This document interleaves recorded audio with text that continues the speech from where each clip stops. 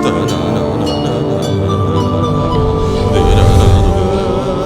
चक्र। ब्रेक के बाद आपका स्वागत है। भगवान राम भक्त हनुमान की उपासना से जीवन के सारे कष्ट संकट मिट जाते हैं।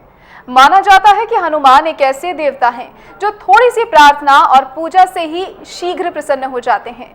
अगर आप अपनी परेशानियों से निजात पाना चाहते हैं तो खास मंत्र और उपाय है जिससे शीघ्र ही आपके सारे कष्ट दूर होकर आपको सुख की अनुभूति होगी। ये खास मंत्र और उपाय क्या है, आइए जानने के लिए सीधे चलते हैं पंडित वैभव नाथ शर्मा के पास। नमस्कार। आज मैं आपको जो उपाय बताने जा रहा हूं ये बजरंगबली को प्रसन्न करने का बेहद खास उपाय है। इस उपाय को करने के बाद हनुमान जी आपसे प्रसन्न हो जाएंगे और आपके मन की हर आकांक्षा, हर बात, हर मुराद कर देंगे पूरी। श्री हनुमान जी का चरित्र संकल्प, एकाग्रता, ध्यान व साधना के सूत्रों से जिंदगी के लक्ष्यों को पूरा करने की सीख व ऊर्जा देता है। साफ निष्पाप मन, शक्तिशाली शरीर व सत्य और उसके साथ साथ उत्तम विचारों के साथ जीवन और काम को लेकर के सत्य व समर्पण की भावना मजबूत बनाने के लिए मंगलवार के अलावा शनिवार को भी हनुमान जी की उपासना का बहुत ज़्यादा मान्य हमारे धर्मशास्त्रों में बताया गया है। या यूँ कहें कि हनुमान उपासना बहुत ज़्यादा शुभ फल देने वाली होती है, खासतौर पर मंगलवार और शनिवार के दिन। हर दिन असफलता व निराशा को पीछे ढकेल करके जीवन से जुड़े नए नए लक्ष्यों को भेद करके आप भी अगर सफलता और सुख की हर चाहत को पूरा करना चाहते हैं तो जो आज मैं आपको बजरंगबली की उपासना का अचूक और आसान उपाय और विशेष मंत्र बताने जा रहा हूं, उसे आप अवश्य अपनाएं।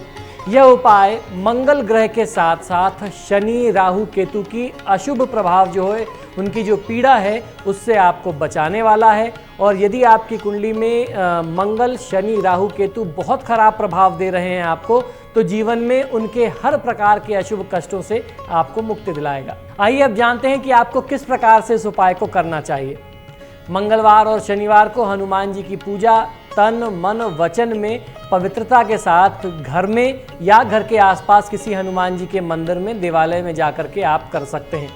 हनुमान जी की पूजा में कुमकुम, अक्षत, फूल यानी लाल पुष्प, नारियल, लाल वस्त्र, लाल लंगोट, गुड़ और चने का विशेष भोग के साथ साथ विशेष रूप से सिंदूर और चमेली के तेल का चोला अर्पित करने का महात्म हमारे धर्मशास्त्रों में बताया गया है। श्री हनुमान जी की ऐसी प्रतिमा जिस पर सिंदूर का चोला चढ़ा हो, उसे पवित्र जल से आपको स्नान कराना चाहिए। इसके बाद सभी पूजन सामग्री आप अर्पण करके विशेष मंत्र से थोड़ा सा चमेली के तेल में सिंदूर मिला करके या सीधे प्रतिमा पर हल्का सा तेल डाल करके उसके ऊपर आप सिंदूर का चोला अर्पित कर सकते हैं, चढ़ाना चाहिए। किस मंत्र से आपको सिंदूर का चोला अर्पित करना है, ये बहुत ज़्यादा मायने रखता है। ये मंत्र विशेष आपको जानना चाहिए। इस मंत्र के प्रयोग से आप सिंदूर का चोला अर्पित करें। जिस समय आप चोला अर्पित कर रहे हो इस मंत्र का जाप करें, मन ही मन आप इस मंत्र को दोहराते रहें, बोलते रहें, उच्चारण करते रहें, आपको जीवन में बहुत अच्छा लाभ मिलेगा। आइए जानते हैं वो चमत्कारी विशेष मंत्र कौन सा है। यह मंत्र है सिंदूरम रक्तवर्णम च सिंदूर तिलक प्रिय भक्तयाम दत्ता मया देवम सिंदूरम प्रतिगृहताम। आइए मंत्र एक बार पुनः सुन लेते हैं। सिंदूरम रक्तवर्णम च सिंदूर तिलक प्रिय भक्तयाम दत्ताम मया देव सिंदूरम प्रतिगृहताम। इस मंत्र के साथ आपको हनुमान जी को सिंदूर और चमेली के तेल का चोला अर्पित करना चाहिए। जब आप चोला अर्पण कर लें उसके बाद आपको वहीं बैठ करके हनुमान चालीसा, बजरंग बाण का पाठ स्वयं से करना चाहिए। और अगर आप उच्चारण नहीं कर पा रहे, पाठ नहीं कर पा रहे, कोई ऐसी असुविधा है तो आप पाठ को सुन भी सकते हैं। श्रवण करने से भी वही फल मिलता है जिस प्रकार आप उसका पाठ करते हैं या स्वयं से उच्चारित करते हैं। फिर इसके बाद आपको गूगल की धूप देनी है, यानी गूगल की धुनी आप दीजिए। देसी घी व सरसों के तेल का एक दीपक आप वहाँ पे लगा दें।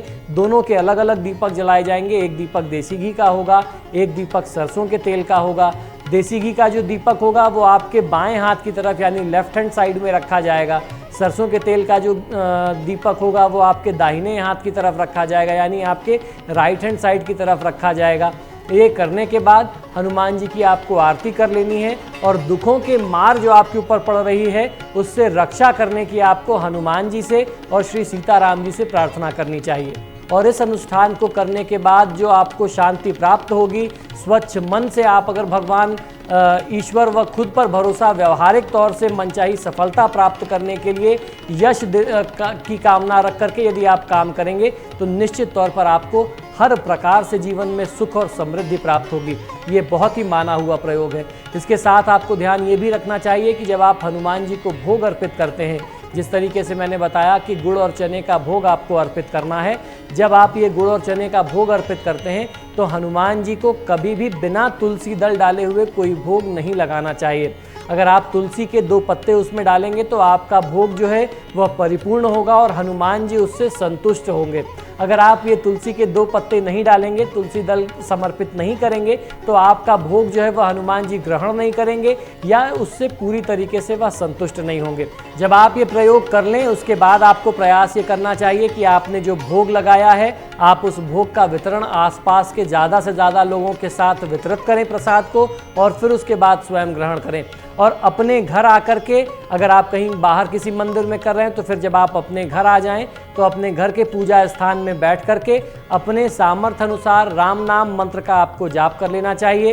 1 माला, 3 माला, 5 माला यदि आप राम नाम मंत्र का जाप करते हैं तो बहुत अच्छा फ़ायदा मिलता है। आपकी जो भी आकांक्षाएं हैं वह सीताराम जी और हनुमान जी उसे परिपूर्ण करते हैं। हनुमान जी के अनुष्ठान में आपको ध्यान ये भी रखना होता है कि आप जब भी इस अनुष्ठान को कर रहे हों तो आप हमेशा लाल वस्त्र धारण करके आप हनुमान जी से संबंधित कोई भी अनुष्ठान करें।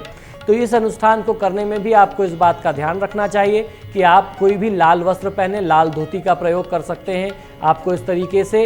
और उसके साथ साथ जब आप कोई पाठ करने बैठे हनुमान जी के समक्ष, खासतौर पर जब आप कोई विशेष संकल्प लेकर के अनुष्ठान कर रहे हों तो उसमें लाल आसन का भी प्रयोग किया जाता है। माला पर यदि आप जाप कर रहे हों तो माला का जो प्रयोग होगा वह लाल चंदन की माला होगी या रुद्राक्ष की माला होगी। और हनुमान जी को प्रसन्न करने के लिए राम नाम के जाप से बेहतर और कुछ नहीं होता। उसके साथ आप चाहें तो हनुमान चालीसा, बजरंग बाण और हनुमान अष्टक का भी पाठ कर सकते हैं। सुंदर कांड का पाठ यदि कोई व्यक्ति करता है अपने घर में तो निश्चित तौर पर जीवन में बहुत सारे लाभ देखने को मिलते हैं। लोग अक्सर ये पूछते हैं कि परिवार में बहुत सारे ऐसे लोग हैं जिनको ड्रिंक करने की यानी नशे की बहुत बुरी आदत है, बहुत बुरी लत लग गई है। शराब की आदत कैसे छुड़ाई जाए? शराब की आदत छुड़ाने के लिए सुंदर कांड का जो पाठ होता है, अनुष्ठान होता है, वो बहुत चमत्कारी माना गया है। उसमें आपको संपुट पाठ करना चाहिए। संपुट पाठ करने के लिए कौन सुकाज कठिन जग माही, जो नहीं होत तात तुम पाही, इस चौपाई से आपको संपुट पाठ करना होता है। संपुट का अर्थ ये है कि सुंदरकांड में 60 दोहे हैं। इस चौपाई को पहले बोलिए, फिर सुंदरकांड का एक दोहा बोलिए, फिर इस चौपाई को बाद में बोलिए। इस प्रकार से ये चौपाई हर दोहे के शुरू में और अंत में बोली जाएगी। इस प्रकार से आप अनुष्ठान करेंगे। 11 सुंदरकांड का पाठ होते होते जो भी बुरी लत होती है वह छूट जाती है। जय श्री हनुमान। फिलहाल यहाँ रुकेंगे एक छोटे से ब्रेक के लिए। ब्रेक के बाद आपको दर्शन कराएंगे नैना देवी मंदिर के।